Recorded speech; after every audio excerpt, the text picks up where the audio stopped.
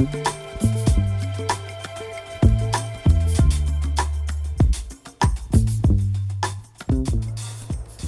thank you for staying and being here for the next speaker.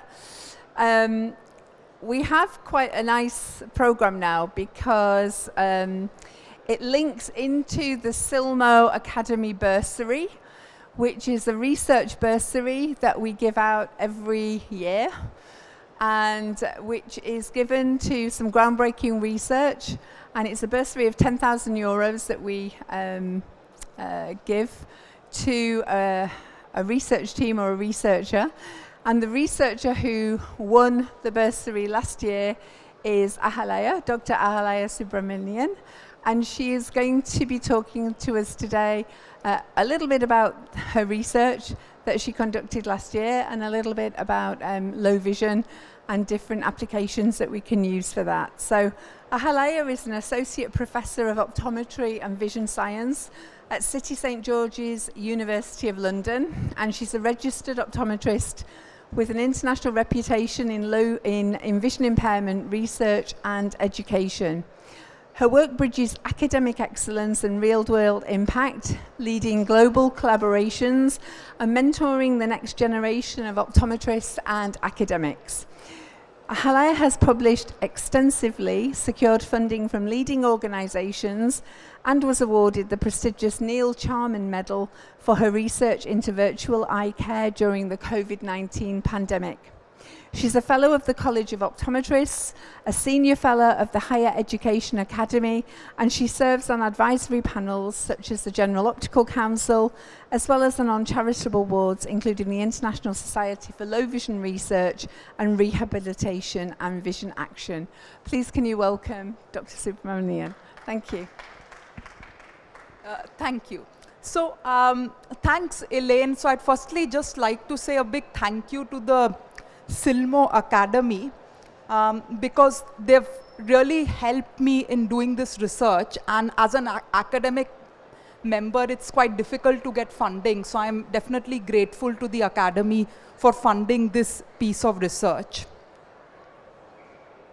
Now I'm going to be just telling you a little bit about what visual impairment is, and then just talking to you about the study that we did on global low vision rehabilitation services, and then ending up with giving you some information about assistive technology and applications. So even if you don't have the passion that I have for low vision, there'll be some take-home messages for you when you are in your clinics, for example, or on the store floor. So I hope to give you some key take-home messages that I hope will be useful to you in your practice.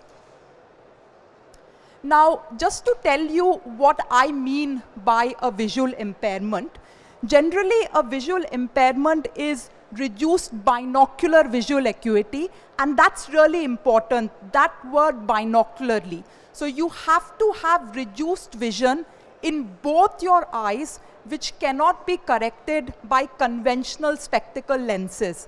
And by that, we mean any correction for distance vision and also additions up to +4 diopters.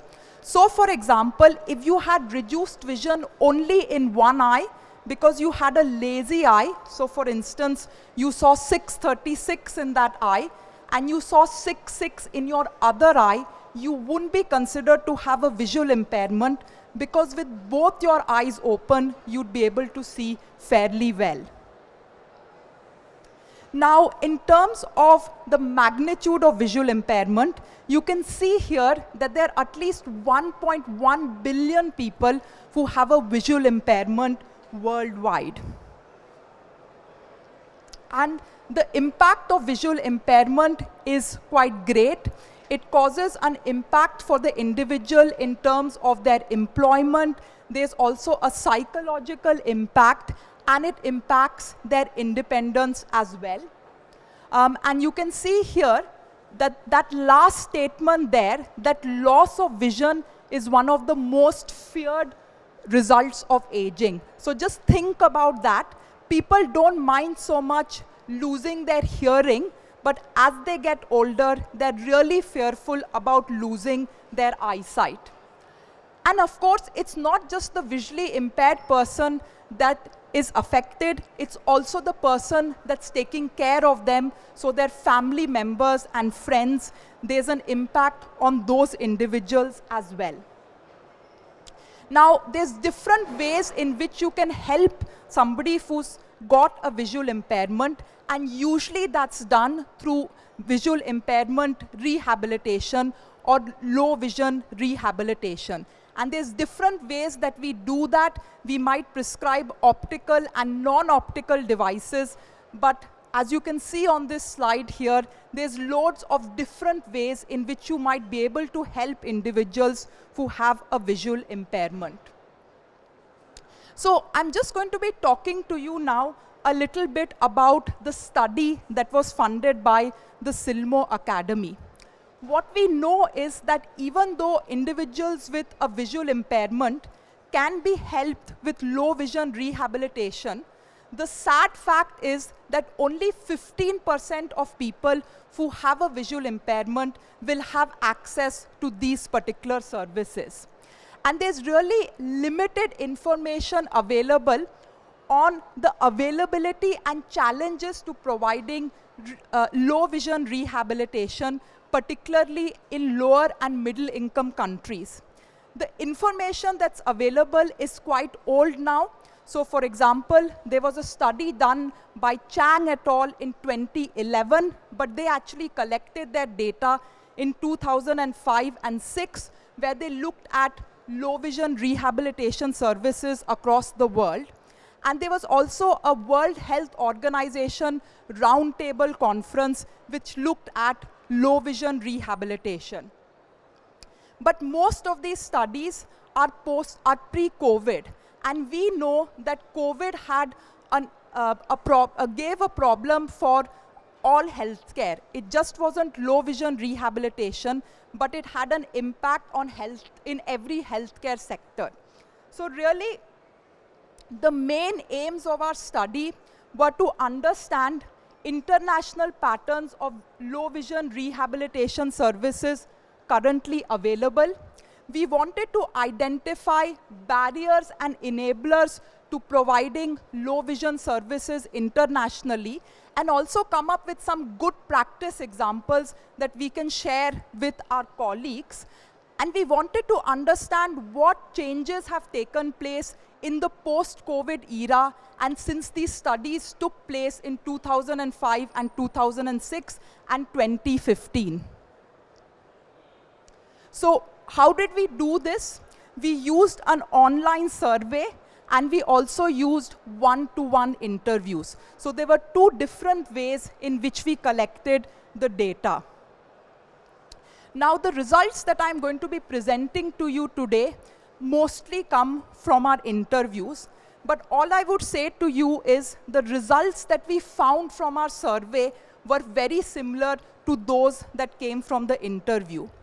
In terms of our survey, we had 1255 responses, of which 263 responses were valid, and these came from 57 different countries across the globe, and we had representation from all 6 World Health Organization regions. So the region of Africa, America, Southeast Asia, Europe, Eastern Mediterranean region, and the Western Pacific region. And both high-income countries and low and middle-income countries were well represented in this research. Now, I'm going to be talking to you about our interviews. We had 15 participants who gave up their time. And again, these participants came from all 6 World Health Organization regions and represented lower and middle-income countries and high-income countries as well. Now, I present here our results, and we've presented these in themes. The first theme was about service delivery and service models and delivery structures. Now, for those of you who don't work within the low vision rehabilitation sector, you might not know that low vision services are typically presented either within the government or private sector, or the NGO, non-governmental organization or charitable sector, or within the private sector.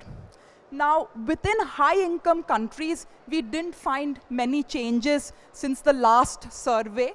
What we found is that often in these countries, low vision services are well structured and they're state-funded and provided in integrated teams. What we did find is that in lower and middle-income countries, there have been the most changes. So initially, many of these low vision services used to depend on NGOs and charities, but now there's a move towards governments providing these services in the various different countries that we looked at. Now, in terms of scope and integration of care, this is where we see the most changes. By comprehensive low vision rehabilitation, I mean that our patients don't just have access to optical aids such as hand and stand magnifiers, but they have access to other things which can be helpful to them as well. So for example, they have access to IT training, which can be helpful. They have access to counseling, which can be helpful. And what we found is that in all the countries that we interviewed and in all the countries that we surveyed, comprehensive low vision evaluation services are increasing, and the disparity between low and middle income countries and high income countries is getting narrowed. So this was a really important finding in our study. Now, in terms for workforce development, unfortunately, not many changes have taken place. The problems that used to exist still exist in the sense that low vision isn't considered important enough. There are problems in what is taught in low vision in different countries, but actually getting people interested in low vision, getting them to work in the area of low vision is still a problem. There has been some progress, particularly in lower and middle income countries, where the governments are encouraging people to upskill. So there are more people with low vision qualifications and also more people allowed to do continuing professional development in the field of low vision. Now, technology and innovation is really a big thing. And we've seen lots of changes in this area. And I know that Gabrielle talked to you about artificial intelligence. But what we have found is across the world, many of our patients are now using smartphones and tablets. They have access to technology, and that's really helping our low vision patients. There's also been a growth in tele-rehab and remote low vision service provision, which is a big plus. And we've also seen the emergence of grassroots innovations. So for example, colleagues in Nigeria talked about developing a stand magnifier with a PVC tube.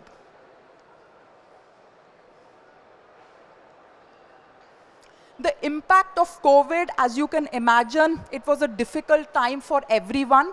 Services have now returned back to normal. But one of the big problems with COVID was that a lot of funding, which was earmarked for low vision services, got reallocated. And that funding hasn't necessarily returned back to low vision service providers. Now, the barriers to device use, unfortunately, still remains the same. In some countries, at least, you can get free or subsidized devices. But for many people who have low vision, they have to buy these devices themselves. And that obviously is a big problem. Tariffs, you must be all familiar with tariffs, particularly in the last few months. It's been a big thing. But that has been a long-standing problem, particularly in lower and middle-income countries where low vision aids and devices can be really expensive. And unfortunately, that hasn't changed. the stigma and negative perception of using these devices also hasn't really improved. And one of the problems is that even if people are given devices, there's no training in how to use those devices. So that's pretty much remained the same. Transport can be a problem, and there's an example quote there from somebody in a high-income country. And the other problem is, you're all obviously interested in low vision, that's why you're sitting here, but actually people don't understand what is meant by low vision and which patient should be referred to for this low vision rehabilitation. And so people who need the service don't always get access to the service. So what are the conclusions from this first study? Low vision services have improved, but they remain fragmented, especially in lower and middle income countries. Comprehensive rehabilitation is expanding globally. And the great thing is that technology use is increasing. Many people have access to a mobile phone.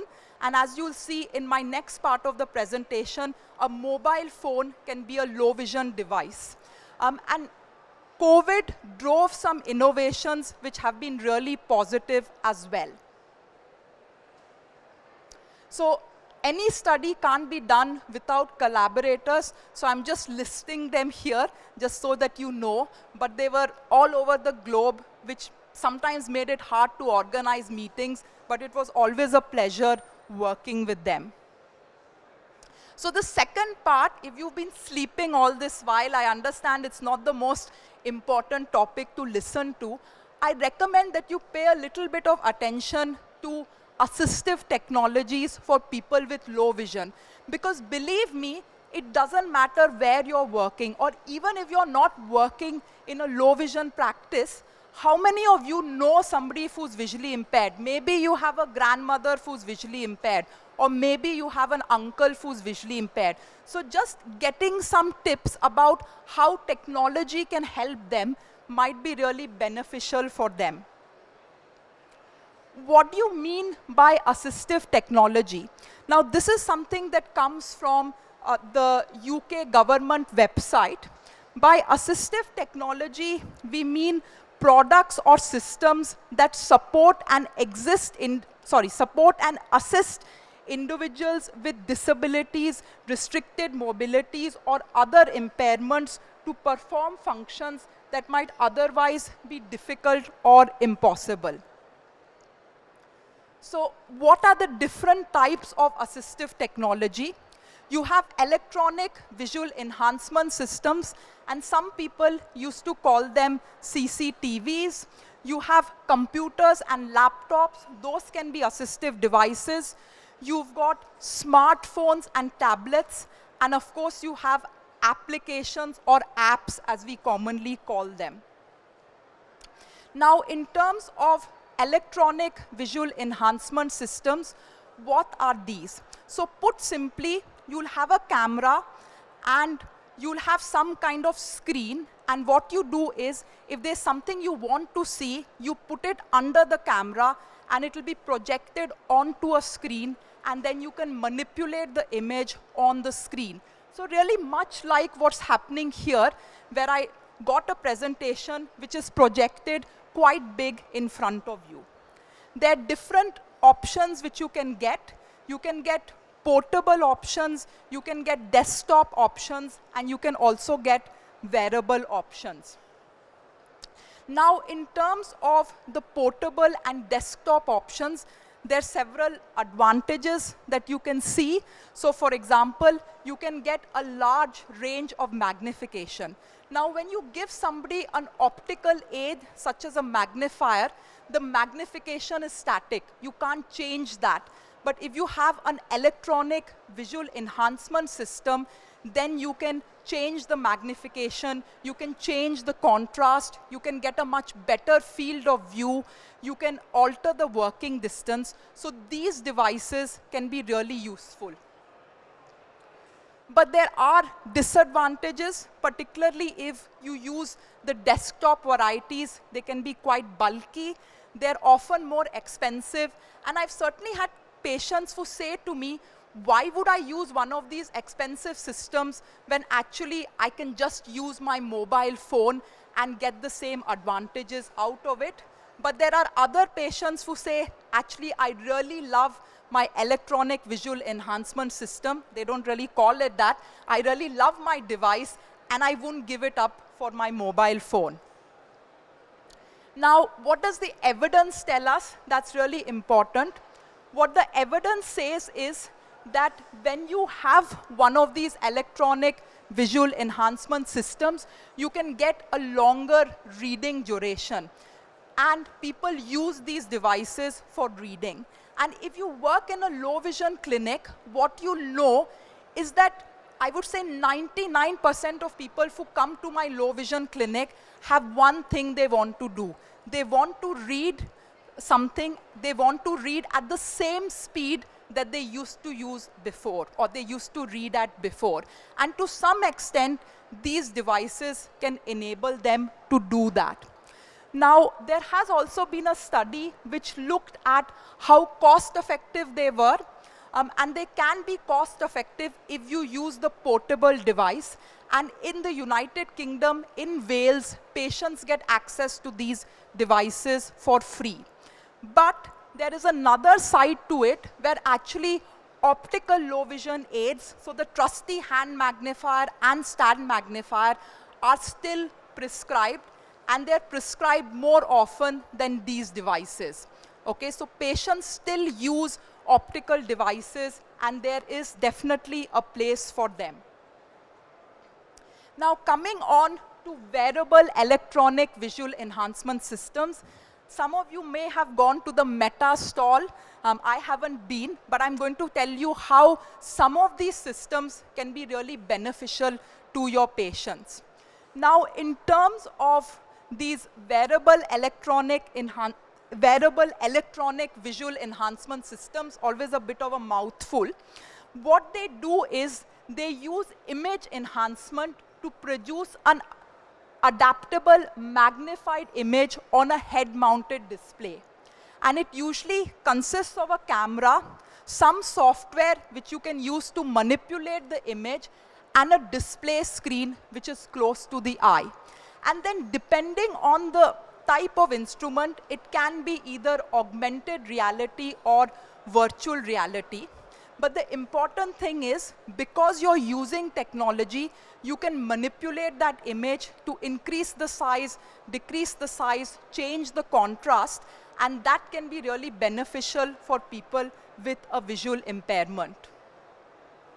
Now, there are different models which are available.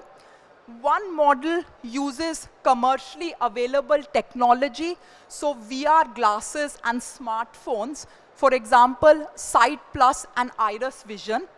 And because it uses technology which is commercially available, it tends to be cheaper.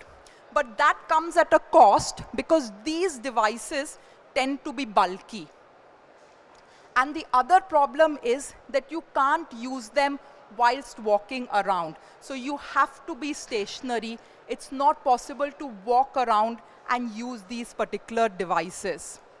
Now, the other type of device, they're more bespoke, and they put everything into to the system. So they look sleek, but the problem is because they use bespoke technology, they are quite expensive, and depending on what you buy can be 2,000 to 3,000 euros, for example. And an example of this is the e-sight glasses, but it is possible to move around with some of these glasses. So they have a function in which the glasses can be tilted, which is called the bioptic tilt. So when you're walking around, you use your normal eyesight, but actually when you want to look at something, you can easily look through the device. So what does the literature tell us? Because obviously these are really promising devices. And there have been several studies that have been done now. One of these was a literature review which was done by Miller et al. In 2023. And what they found is these devices were great at improving visual acuity and contrast sensitivity within a clinical setting. So that's really important. And they could improve activities of daily living when they were done in a lab setting. So remember, they're not necessarily being used by these patients outdoors. They're very much being used in a laboratory setting. But they didn't find any information about cost effectiveness. Are these devices really cost effective? And do people use these devices instead of other devices? That information wasn't there. And importantly, when people use these devices, there was no improvements to their reading speed.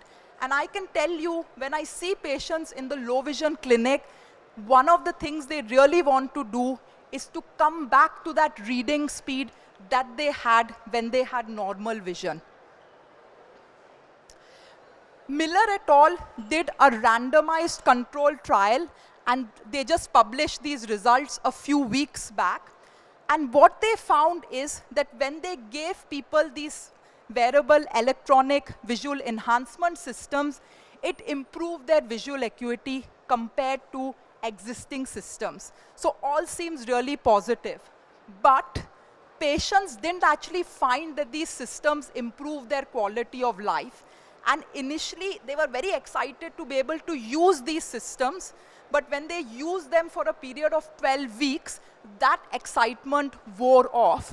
And often, they would only then use their existing device. So they wouldn't actually use these wearable devices. And in fact, many of them said that they wouldn't buy these devices. And one of the reasons was cost, but also the cosmesis of the device was a factor. And the factor was that some of these devices need a lot of training. And often people with a visual impairment are elderly. That said, I must just point out to you about Ray-Ban Meta glasses. If you have an opportunity, please go and have a look at these, because I've had a number of people with visual impairment who use these glasses and who really love them. And the reason is they're not made for somebody who's visually impaired. They're made for a normal person. They're made for somebody who has normal eyesight. But they integrate AI and a little camera on the glasses and hearing, which is integrated in the glasses. And you can then use these glasses, for example, in a restaurant to read out the menu, or when you're walking out and about to get directions. So visually impaired community has really taken to these glasses. So please do have a look. Now, another wearable device that you might come across is something called the OrCam device. The OrCam uses a small camera which you can attach to the side of your glasses, or you can hold it in your hands. And this particular device, through AI and optical character recognition, can scan a piece of text, read it out to you. It can scan a room, describe the room to you, tell you what a color is. So it can be very beneficial for people with a visual impairment. And studies have shown that actually for people with severe visual impairment, these devices can be useful. But the one thing to remember is that they are expensive, so not everybody can have access to them. I'm not going to talk you through this particular study that I did, but we did do a study where we looked at the benefits and the barriers to using a device such as the OrCam versus some apps which are either freely available or available at a small cost. So you can have a look there. And I'm just looking at the time because I've been told to make my presentation 40 minutes, but I prepared it for an hour. So you have to bear with me when I speed through things. But the take-home message was that both the OrCam, which is fairly expensive, and the free apps have a place. Okay, so they both have advantages and disadvantages for people with language problems and for people with a visual impairment. One of the biggest problems, I would say, for people with a visual impairment using apps is that it drains battery life. And that's something that they highlighted. Now, some of the take-home messages for you are that if you see somebody who has a visual impairment and they're struggling to use their computer, think about inbuilt accessibility options. Because every computer will have inbuilt accessibility options. You can magnify the screen, it can read things back to you. And that's inbuilt within Windows and other operating systems as well. So if there's one take-home message, and you get somebody who's visually impaired, happens to mention they can't use their computer, please think about telling them about the accessibility options. The other key tip is if your visually impaired patient can learn touch typing, that can really help them as well. It can make using these devices more accessible. Now, I can talk to you for a long time about smartphones, but let me tell you that at least 90% of people, if not more, will have access to a smartphone and be using a smartphone. But in my clinic, what I find is that many elderly people will have a smartphone. They don't use it like a smartphone. They only use it to make and receive calls. And the reason for that is they don't know about accessibility options. They don't know about apps. So think about, if you've got a little bit of time today, you're feeling bored and you remember this talk, just have a look at your phone, have a play around with the accessibility options. What would happen if you lost your sight tomorrow? How would you use your phone? And you'll see the different accessibility options that are available. One feature that's really useful is the torch. For example, if your patient's going to a dark room, they can easily use the torch on their phone. And the other thing is the camera, okay? So if you've forgotten your glasses one day and you can't see the screen, just take your camera out, take a picture and zoom in up close. And that's what I tell a lot of my visually impaired patients, is just use the camera on your phone. It's like a magnifier. So you don't need a telescope to do that. Just use your phone and everybody does it. So apps. Now all these apps which I mentioned to you, they're all free. So for example, you have the magnifier app, Supervision Plus, and V-Zoom magnifier. And what these do is they convert your phone to a magnifier. So I talked to you about electronic visual enhancement systems, and you can pay thousands of euros for those systems. But often these free apps, they're slightly better than the inbuilt magnifier on your patient's phone, and they're free. You can also have apps such as Seeing AI, Envision AI, TapTap CC, and again, they're free. But what they do is you download them onto the phone. You can use them to scan a piece of text. It will read it back to you. You're in a room, you can't recognize somebody, or you don't know what's happening in the room.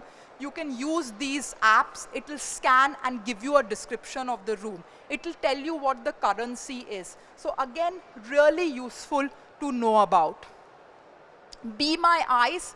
You're in Paris, you're in your hotel room, you've lost something. You don't really want to ask your colleague because you don't really want them to know the extent of your visual impairment. If you use these apps, you can connect to a volunteer anywhere in the world, use your phone camera, and they can tell you where the thing is that you're looking for.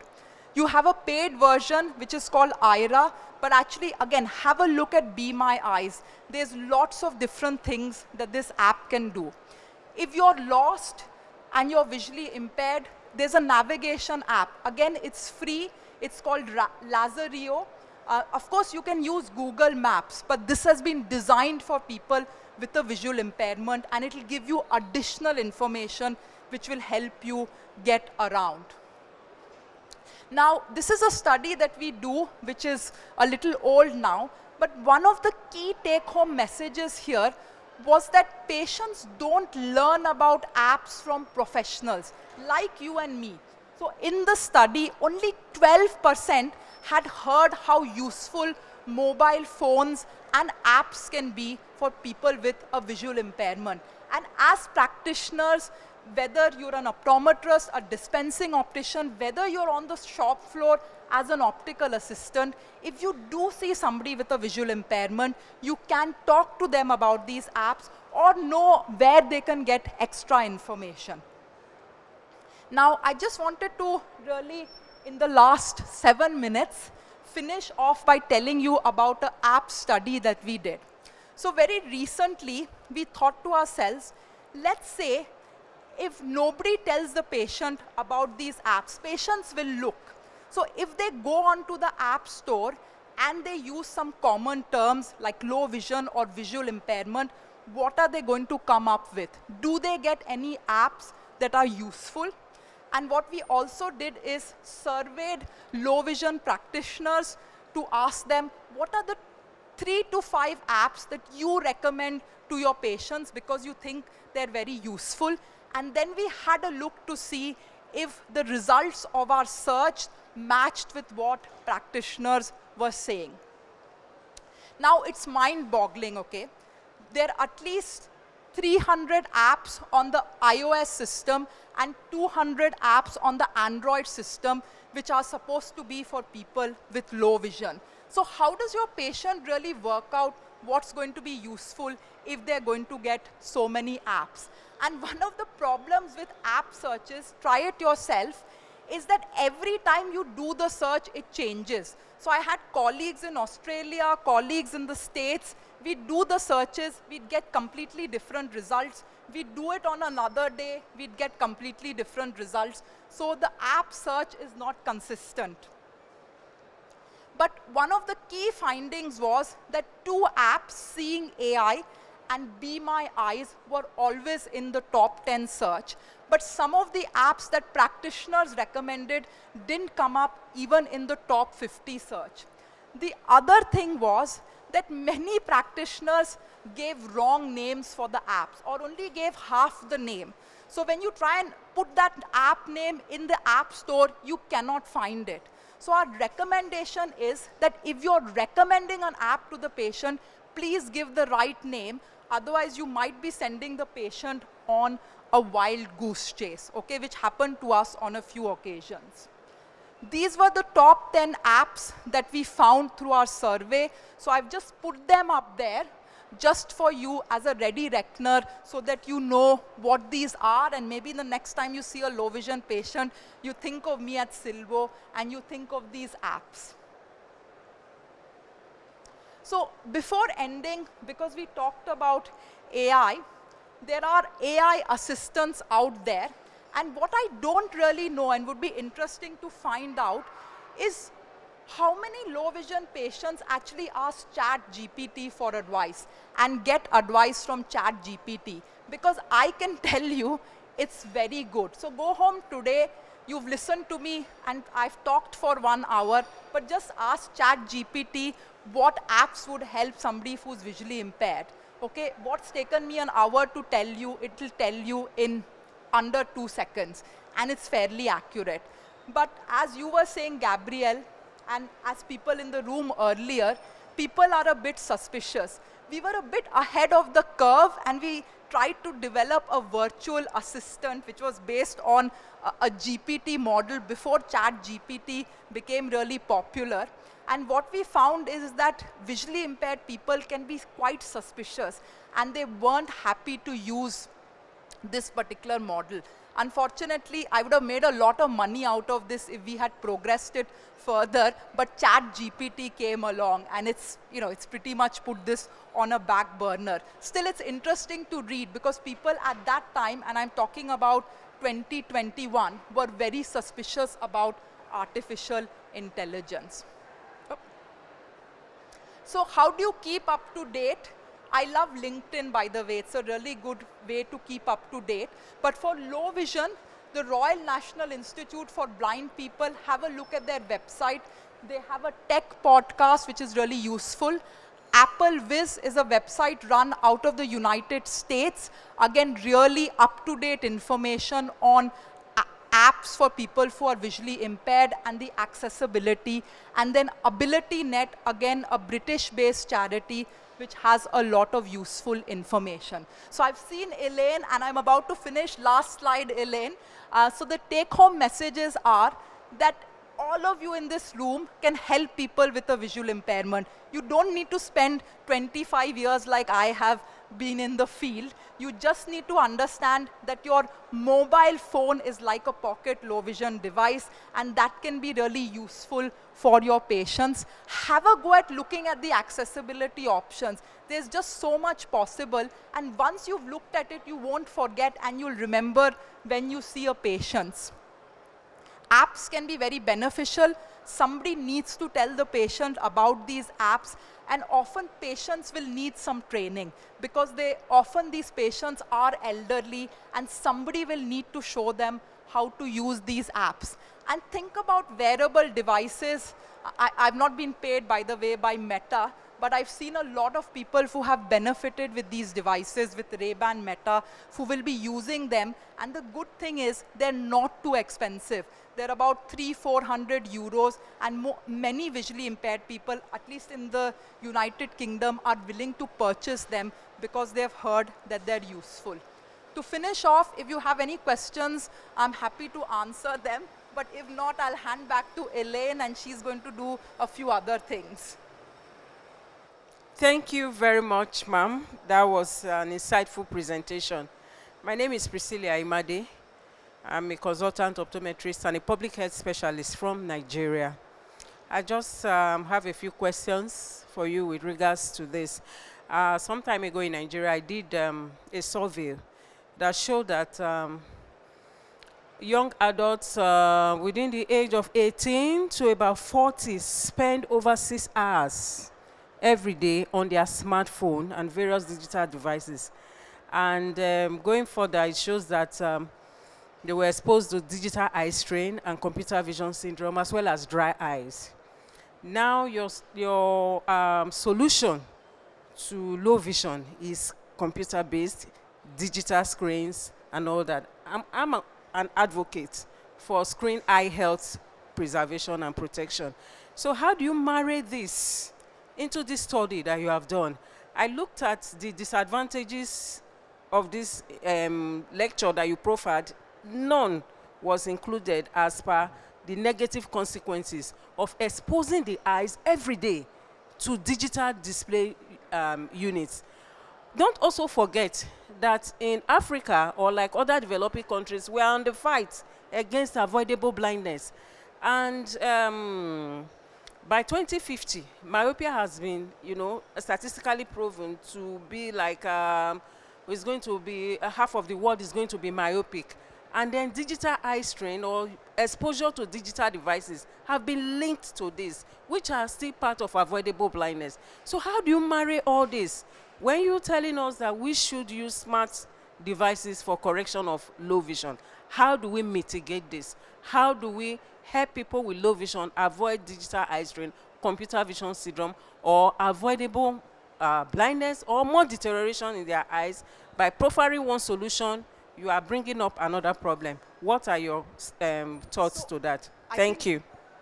So thanks for your question. So one thing I would say is that the problem of using digital devices is there everywhere. So all over the world, children are using digital devices longer than they should.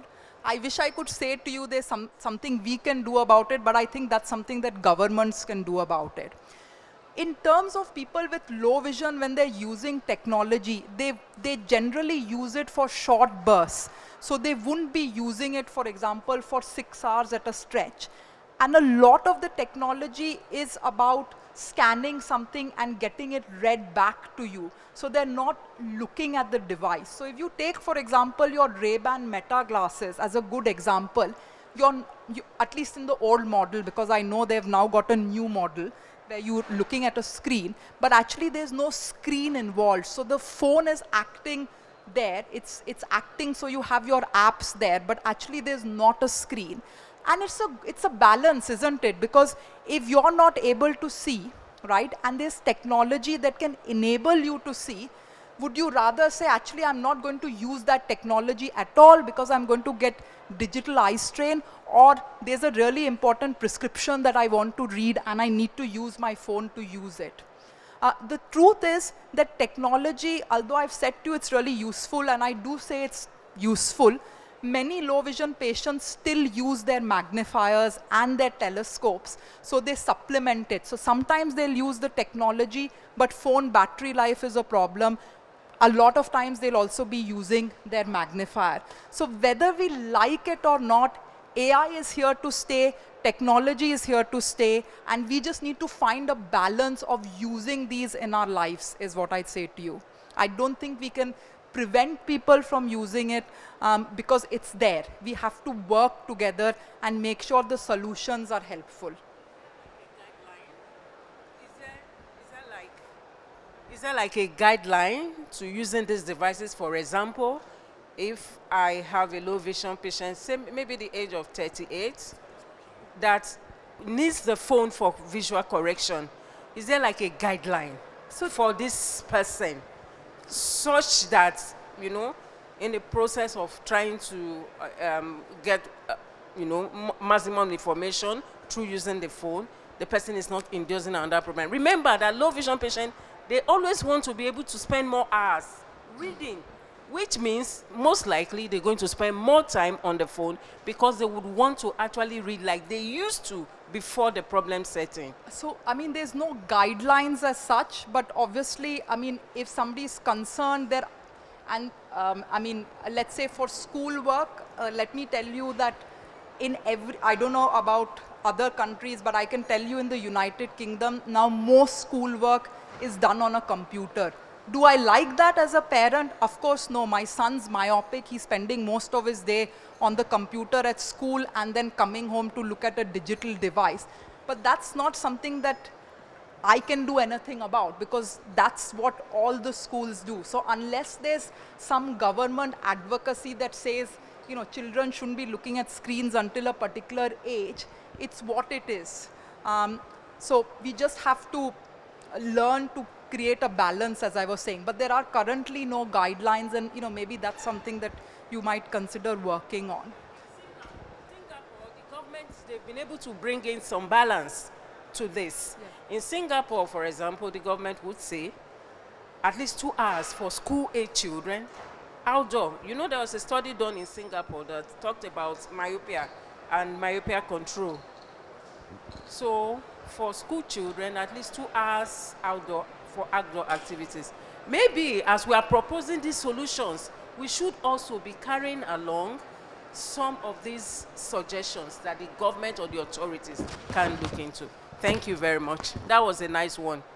Thank you. And I'd like to thank Ahalya for an enlightening talk and for all the research that you've done with the bursary this last year. So thank you, Ahalya.